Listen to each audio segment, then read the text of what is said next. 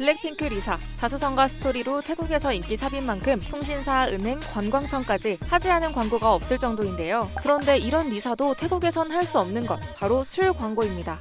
엥? 술 광고요?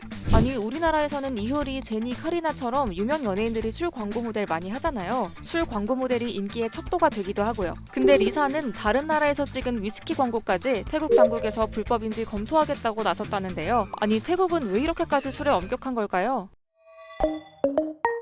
리사에게조차 예외가 없는 이유, 바로 태국의 엄격한 술 규제 때문인데요. 이거 어느 정도냐면요. 일단 모든 매체에서 유명인이 술을 광고하는 건 전면 금지고요. 술을 마시는 시간이나 날짜까지도 법으로 엄격하게 통제하고 있는데요. 특히 최근 기존 법령에서 훨씬 더 수위를 높여 태국인뿐만 아니라 외국인들도 낮술을 먹으면 벌금을 물리겠다고 나서 큰 파장을 불러일으켰습니다. 아니, 태국은 유명한 관광국이잖아요. 근데 대체 왜 이런 법이 생긴 거지? 싶은데요. 그 시작은 1972년 쿠데타 정권 공무원들의 근무 중 음주나 근무 태만 같은 문제를 방지하려고 오후 2시에서 5시 사이 술 판매를 전면 금지하라는 명령이었습니다. 이 명령은 2008년 태국 주류관리법으로 통합, 그러니까 아예 법제화되면서 50년 넘게 쭉 낮술 판매 금지로 이어져 오게 된 겁니다. 하지만 그 사이 태국은 GDP 15에서 20% 정도를 무려 관광이 차지하는 관광대국이 되었는데요. 멋진 역사 관광지도 많지만 한잔 먹고 실컷 놀기 위해 휴양하러 오는 사람들도 많아서, 그래서 이거 중간에 좀 바뀔만 하지 않았나 싶기도 한데요. 태국은 인구의 90% 이상이 불교를 믿는 나라라서요. 불교에선 술을 경계 대상으로 보기 때문에 술에 대한 인식이 그리 좋지는 않다고 해요. 5가지 계율을 아주 중요한 윤리적 지침으로 여깁니다. 5계라고 하는 것인데 마지막이 불음주입니다. 비단 술만을 안 먹는 것은 아니고 술을 포함해서 정신을 혼미하게 하는 그런 것들을 음용하지 않는다. 즉 마약이나 술 이런 것들을 다 여기에 포함하고 있어요. 일반적으로는 5계를 준수하기 위해서 노력하면서 살기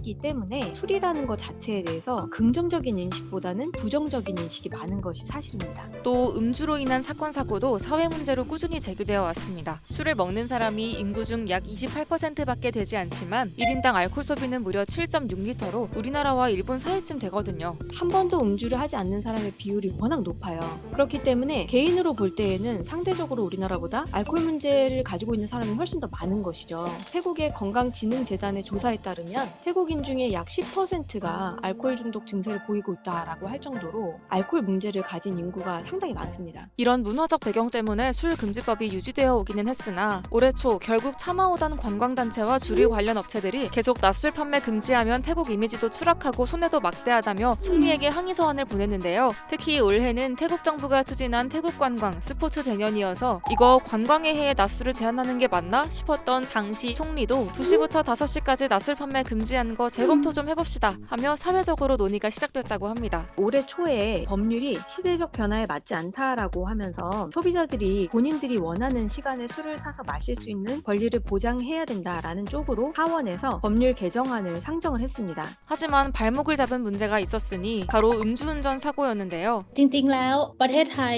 มีการปีนี้นะคะมีการผ่อนปรนเวลาในการขายสุราแต่ว่าหลังจากนั้นพบว่ามีอุบัติเหตุเกี่ยวกับการเมาแล้วขับเพิ่มขึ้นนะคะโดยก็เลยทำให้เกิดปัญหาในการอุบัติเหตุทางรถยนต์เมาแล้วขับเยอะขึ้นทำให้สังคมมีความกังวลเกี่ยวกับเรื่องความปลอดภัยนะคะรัฐบาลจึงต้องมีการกลับมาใช้นโยบายเดิมอีกครั้งค่ะ 결국 그 끝에 세간을 뜨겁게 했던 태국 낮술 금지령이 더욱 강화된 형태로 세상에 나오게 됩니다. 기존 법에선 2시에서 5시 사이에 술을 판매한 판매자만 처벌했지만 이번엔 술을 먹은 소비자에게까지 최대 1만 바트의 벌금을 부과하겠다는 내용으로 확대되었고요. 태국인뿐만 아니라 외국 관광객까지 전부 처벌 대상이 됐습니다. แล้วกรณีที่ทำไมเกี่ยวข้องกับชาวต่างชาติเพราะว่าจะมองว่าไม่เป็นการเลือกปฏิบัติค่ะถ้าคนไทยดื่มไม่ได้ชาวต่างชาติก็ดื่มไม่ได้ให้ทุกคนปฏิบัติเท่าเทียมกันค่ะ 파급력은 어마어마했는데요. 호주, 영국, 미국 등 주요 대사관이 자국민들에게 관련 제한 사항을 경고했다고 알려졌고요. 11월이 태국 관광에선 성수기라 큰 수입을 기대했던 관광지 사업체들은 이 법 때문에 주류 소비가 크게 줄고 실제로 역대 성수기 수입 중 가장 안 좋다며 울상을 짓고 있습니다. 태국이 지금 가뜩이나 관광업이 침체돼서 너무 안타까운 상황인데 저 주변에도 이것 때문에 안 가겠다고 하는 친구들이 생기거든요. 사실 태국 관광업은 낮술 금지 이전부터 이미 좋지 않은 상황이었는데요. 올해 1월을 제외 제외하면 관광객이 전년 대비 계속해서 감소해왔고 관광체육부 장관도 관광 수입이 한화로 4조 4천억가량 감소한 상황이라 밝힌 상황에 낮술까지 금지시키니 그 여파가 상당했던 거죠. 대체 누가 이런 생각을 했냐. 좀 자유롭게 놔둬. 태국은 관광으로 먹고 사는 나라잖아. 시간 제한할 시간에 음주운전, 소음 문제 같은 걸 제대로 관리해야지.